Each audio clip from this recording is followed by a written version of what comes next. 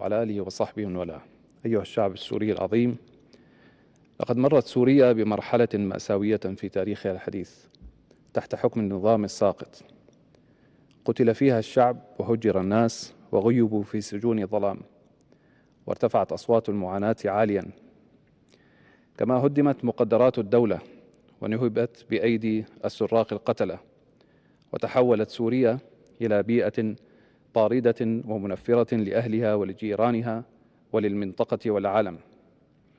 نبذت سوريا للأسف وانزوت بعيدا عن أشقائها وأبنائها وجيرانها، وباتت سوريا الحضارة غريبة عن تاريخها المشرف وبعيدة عن أصالتها، وتأخرت عن مصاف الدول.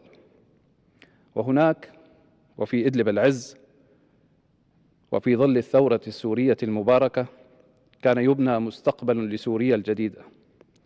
تحررت البلاد وفرح العباد وفرح معهم أشقاؤنا والدول المجاورة، بل والعالم بأسره. وعاد روح الانتماء لشعبنا، وظهر جليا حرص الشعب على دولته الجديدة، وحرص الدول الأشقاء وشعوبهم ومشاركتهم لفرحة السوريين. وبدت نافذة الأمل تطل وتشرف على مستقبل واعد، غير أن سوريا مكبلة بأعباء الماضي وآهاته. وخلال الستة أشهر الماضية وضعنا أولويات العلاج للواقع المرير الذي كانت تعيشه سوريا، وواصلنا الليل بالنهار، فمن الحفاظ على الوحدة الداخلية والسلم الأهلي وفرض الأمن وحصر السلاح ودمج الفصائل في وزارة الدفاع وتشكيل الحكومة واللجنة الانتخابية لتشكيل البرلمان والإعلان الدستوري والمؤتمر الوطني وتشكيل هيئة العدالة الانتقالية وإلغاء القوانين الجائرة، وتحرير السوق وتقييم الواقع المؤسساتي والخدمي ووضع اليد على الخلل وطرق علاجها. وتزامن مع كل هذا جولات مكوكية للدبلوماسية السورية لمشاركة الدول للتعريف بواقع سوريا الجديد، التي قامت بالمشاركة بأهم المنتديات والمؤتمرات الدولية، ورفعت علم سوريا الحبيبة في الأمم المتحدة، كما ونجحت في فتح أبواب مغلقة ومهدت الطريق لعلاقات استراتيجية مع الدول العربية والغربية. فرأينا لهفة أشقائنا من الدول، واكتشفنا أن العالم بأسره يحب سوريا ويهتم لشأنها لما لها من مكانة عظيمة في نفوسهم. لقد زرت الرياض قبل عدة أشهر، والتقيت ولي العهد الأمير محمد بن سلمان، ووعدني ببذل وسعي للسعي لإزالة العقوبات عن سوريا، ورأيت في عينيه وعيون شعبه حبه الكبير لسوريا ونظرة ثاقبة لمستقبلها الاقتصادي. ثم زرت الرئيس التركي رجب طيب أردوغان، الذي وقف مع الشعب السوري وتحمل ودولته الكثير خلال 14 عاما، استضاف بها ملايين السوريين مع كل ما تحمله من أعباء.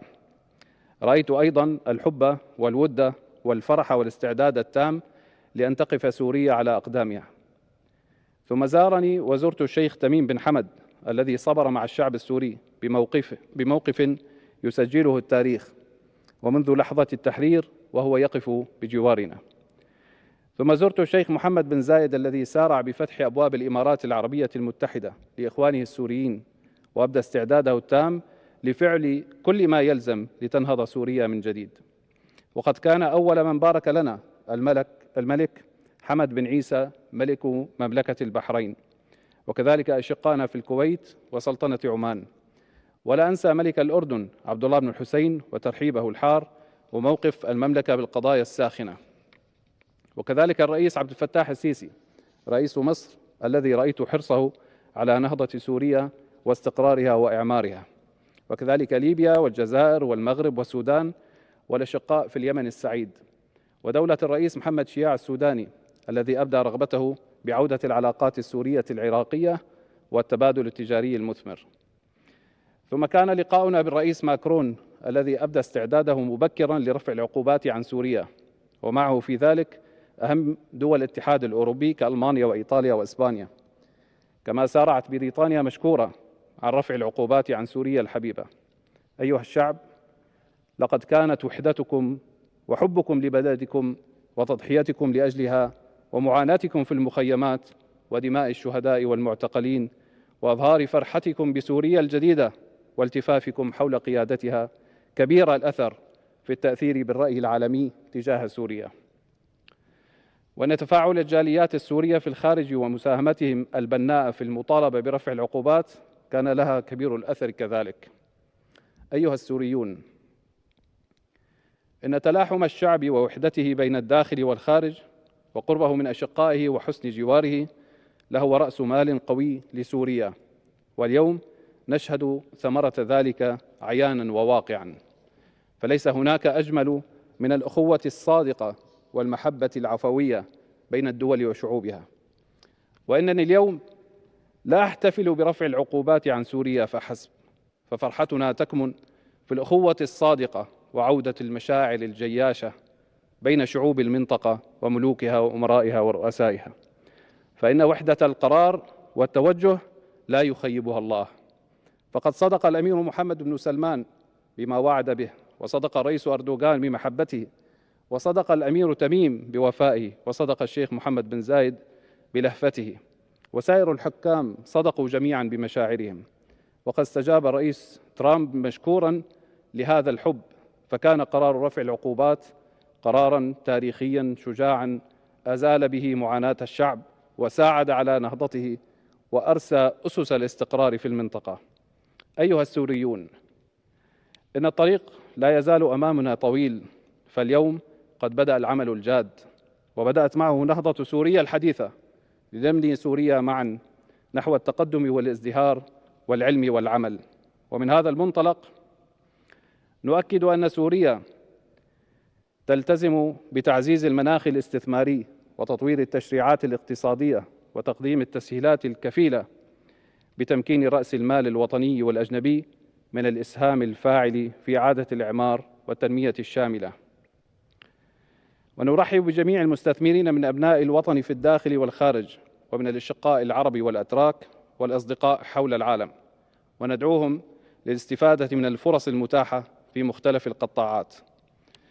إن سوريا تعاهدكم أن تكون أرض السلام والعمل المشترك، وأن تكون وفية لكل يد امتدت إليها بخير، ولن تكون سوريا بعد اليوم ساحة لصراع النفوذ ولا منصة للأطماع الخارجية، ولن نسمح بتقسيم سوريا، ولن نفسح المجال لإحياء سرديات النظام السابق لتفتيت شعبنا. سوريا لكل السوريين بكافة طوائفها وأعراقها، ولكل من يعيش على هذه الأرض المباركة. التعايش هو إرثنا عبر التاريخ، وأن الانقسامات التي مزقتنا كانت دائما بفعل التدخلات الخارجية، واليوم نرفضها جميعا.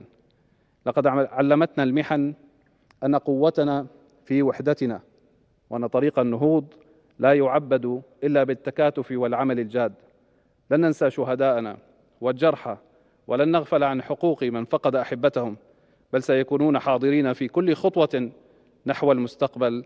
عاشت سوريا حرة أبية، وعاش شعبها العظيم، والسلام عليكم ورحمة الله وبركاته.